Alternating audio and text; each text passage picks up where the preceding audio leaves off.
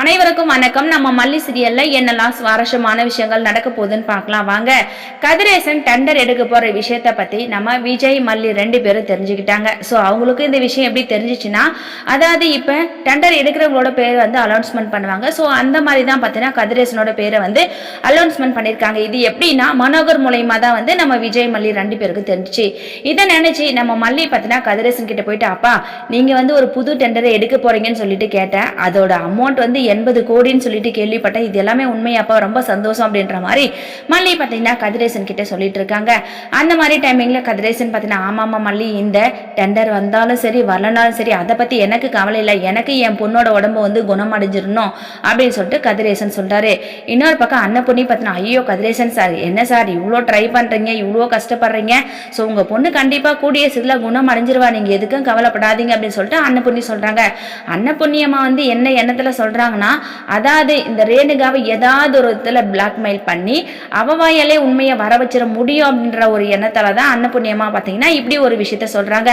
இன்னொரு பக்கம் இந்த சுடர் பார்த்தீங்கன்னா, சே இந்த அன்னபுண்ணி எப்போ வந்து தொலைஞ்சிச்சோ அப்பதுலேருந்து நமக்கு பிரச்சனை மேலே பிரச்சனை கொடுத்துக்கிட்டே இருக்குது, இவ்வளோ ஃபர்ஸ்ட் நம்ம வீட்டை விட்டு துரத்தணும், இல்லையாட்டி அதுக்காக தான் இந்த கதிரேசன் விஜய் நம்ம 3 பேரும் சேர்ந்துக்கிட்டு கதிரேசனோட வீட்டுக்கே போயிடலாம் அப்படின்னு சொல்லிட்டு நம்ம ஏதாவது ட்ரை பண்றோம். ஆனா மல்லி ஏதாவது ஒரு விதத்துல வந்து சொதப்பிடுறாளே அப்படின்னு சொல்லிட்டு சுடர் ஒரு பக்கம் யோசிச்சுட்டு இருக்காங்க.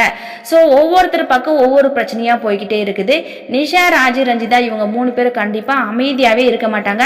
ஏதாவது ஒரு ஸ்கெட்ச் போட்டு இந்த கதிரேசனோட டெண்டரை வந்து அவங்க கண்டிப்பா தூக்க தான் போறாங்க. அதுக்கு வந்து தடையே இல்லை. இதுல தான் வந்து இந்த சுடர் தெரிஞ்சுக்க போறாங்க. நம்ம நல்லா ஏமாந்துட்டுமே, ரகு வந்து நம்ம கிட்ட பொய் சொன்னோம்னா அந்த டெண்டர் வந்து அதாவது கதிரேசனோட கைக்கு போக போது 1 கோடி ரூபாய் அமௌண்ட் உள்ள டெண்டர் அப்படின்ற மாதிரி ரகு சொன்னார் இல்லைங்களா. இதெல்லாம் பார்த்து இப்ப இந்த ரேணுகா பார்த்தீங்கன்னா ரகு கிட்ட ரொம்பவே கோவப்படுப்பாங்க. என்ன ரகு, அதாவது 1 கோடி ரூபாய் டெண்டர் அப்படி இப்படின்னு சொல்லிட்டு சொன்ன, கடைசியா இந்த கதிரேசன் வந்து அன்னகாவடியா இருக்கிறான் அப்படின்னு சொல்லிட்டு சுடர் வந்து ரகு கிட்ட பேச போறாங்க. அப்பதான் ரகுக்கு வந்து ஒரே கன்ஃபியூஸ், இல்ல சுடர் நான் போட்ட ஸ்கெட்ச் எப்பவுமே மாறவே மாறாது, இதுக்கு பின்னாடி ஏதோ ஒரு சதி வேலை நடந்திருக்கு அப்படின்னு சொல்லிட்டு ரகு வந்து இந்த சுடர் கிட்ட சொல்றாங்க.